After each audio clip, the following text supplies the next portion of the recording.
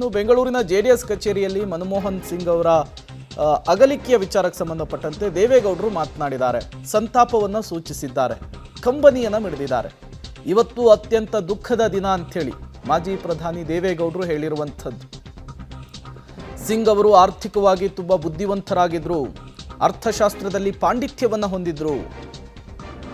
ಭೀಕರ ಪರಿಸ್ಥಿತಿಯ ವೇಳೆ ಹಣಕಾಸು ಮಂತ್ರಿಯಾಗಿ ದೇಶದ ಆರ್ಥಿಕತೆಯನ್ನು ಸುಧಾರಿಸುವಂತಹ ಕೆಲಸವನ್ನು ಮಾಡಿದರು. ಮನಮೋಹನ್ ಸಿಂಗ್ ಕಾರ್ಯವೈಖರಿಯನ್ನು ಕೊಂಡಾಡಿದ್ದಾರೆ ಮಾಜಿ ಪ್ರಧಾನಿ ದೇವೇಗೌಡರು. ಜೆಡಿಎಸ್ನ ಕಚೇರಿಯಲ್ಲಿ ಇವತ್ತು ಮಾತನಾಡಿರುವಂಥದ್ದು.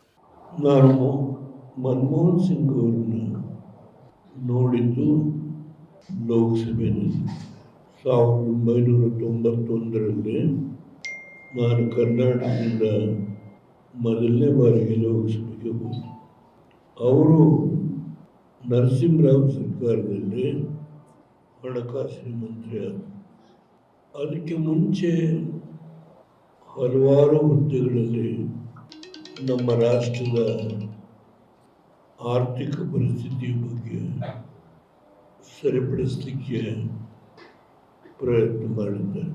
ರಿಸರ್ವ್ ಬ್ಯಾಂಕ್ ಗವರ್ನರ್ ಆಗಿದ್ದರು, ಆರ್ಥಿಕ